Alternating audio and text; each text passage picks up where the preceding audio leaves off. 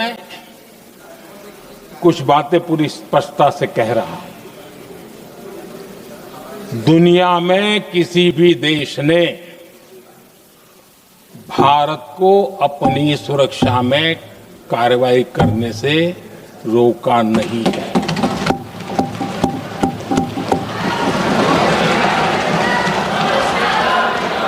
संयुक्त राष्ट्र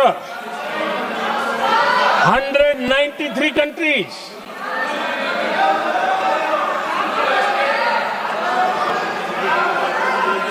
सिर्फ 3 देश 193 कंट्री में सिर्फ 3 देश ऑपरेशन सिंदूर के दौरान पाकिस्तान के समर्थन में बयान दिया था। Only 3 countries.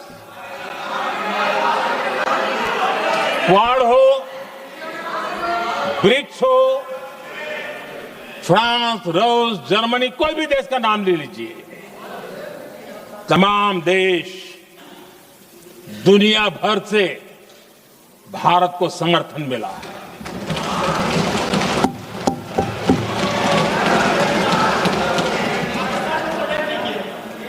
आदरणीय अध्यक्ष जी,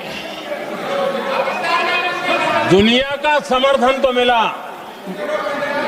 दुनिया के देशों का समर्थन मिला, माननीय, लेकिन ये दुर्भाग्य है कि मेरे देश के वीरों के पराक्रम को कांग्रेस का समर्थन नहीं।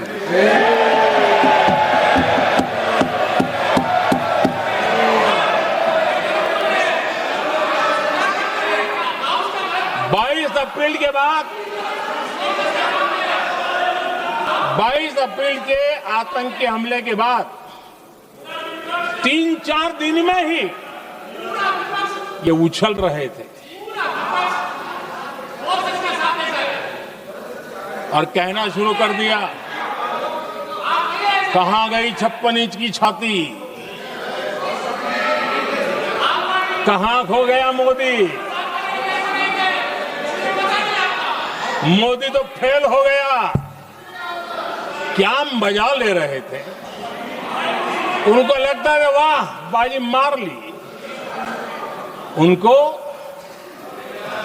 पहलगाम के निर्दोष लोगों की हत्या में भी वो अपनी राजनीति तराशते थे।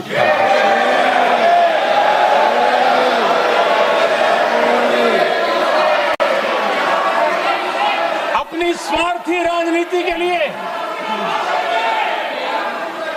मुझ पर निशाना साध रहे थे, लेकिन उनकी ये बयानबाजी, इनका छिछोरापन देश के सुरक्षा बलों का मनोबल गिरा रहा था।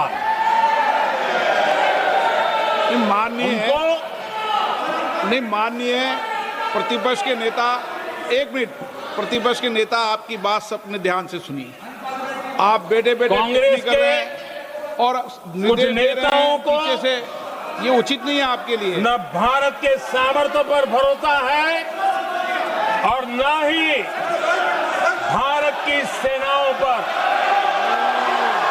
इसलिए वो लगातार ऑपरेशन सिंदूर पर सवाल उठा रहे हैं। ऐसा करके आप लोग मीडिया में हेडलाइंस तो ले सकते हैं, लेकिन देशवासियों के दिलों में जगह नहीं बना सकते।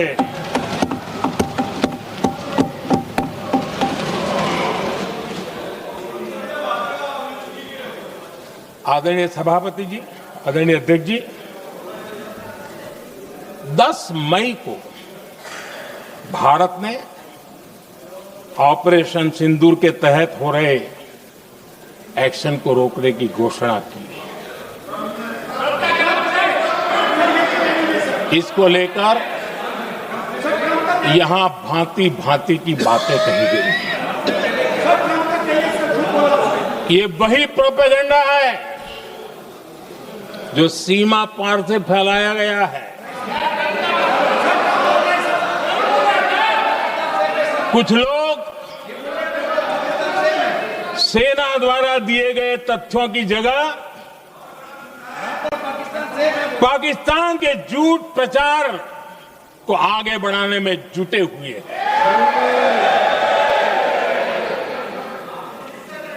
जबकि भारत का रुख हमेशा स्पष्ट रहा है। आदरणीय अध्यक्ष जी, कुछ चीजें मैं जरा स्मरण भी कराना चाहता हूं। जब सर्जिकल स्ट्राइक हुआ उस समय हमने लक्ष्य तय किया था, हमारे जवानों को तैयार करके कि हम उनके इलाके में जाकर के आतंकियों के जो लॉन्चिंग पैड है उनको नष्ट करेंगे। और सर्जिकल स्ट्राइक, एक रात के उस ऑपरेशन में हमारे लोग सूर्योदय होते होते काम पूरा करके वापस आए। लक्ष्य निर्धारित था कि ये करना है।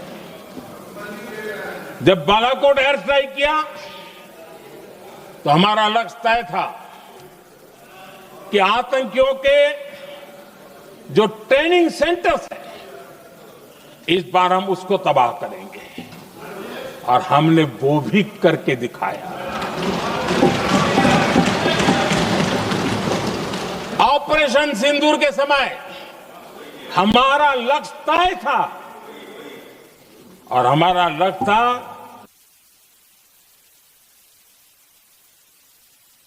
कि आतंक योजना बनी, इस पर हमला कर, उनके नाभि पर हमला कर दिया।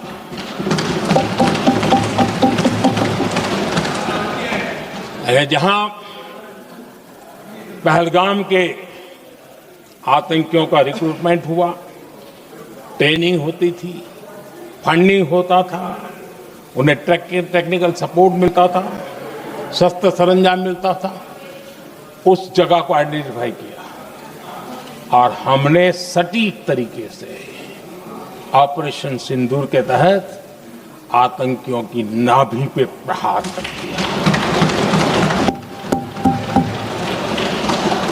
और आदरणीय अध्यक्ष जी, इस बार भी हमारी सेना ने 100% लक्ष्यों को हासिल करके देश के सामर्थ्य का परिचय दिया।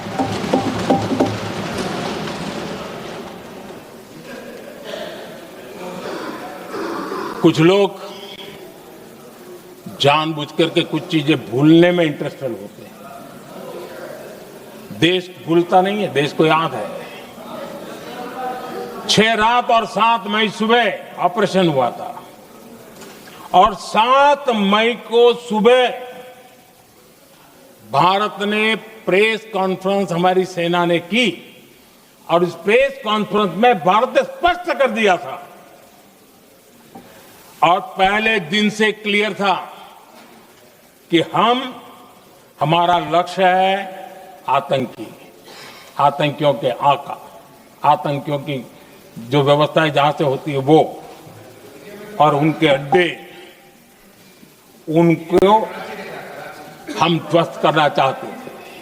और हमने प्रेस कॉन्फ्रेंस में कह दिया था, हमने हमारा काम कर दिया है, हमने जो तय किया था पूरा कर दिया है। और इसलिए 6-7 मई को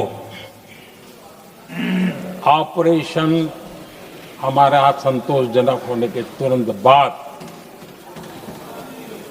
कल जो राजनाथ जी ने कहा था, मैं डंके की चोट पर दोबारा दोहराता हूं,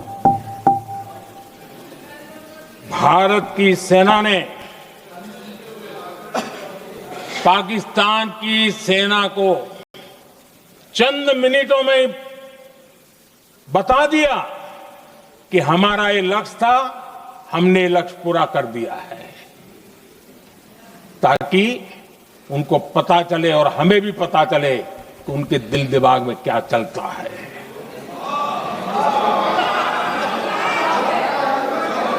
हमने अपना लक्ष्य 100% हासिल कर लिया था और पाकिस्तान में समझदारी होती तो आतंकियों के साथ खुलेआम खड़े रहने की गलती न करता। उसने निर्लज्ज होकर के आतंकवादियों के साथ खड़े रहने का फैसला किया। हम पूरी तरह तैयार थे, हम भी मौके की तलाश में थे, लेकिन हमने दुनिया को बताया था कि हमारा लक्ष्य आतंकवाद है, आतंकवादी आता है, आतंकवादी ठिकाने हैं। वो हमने पूरा कर दिया।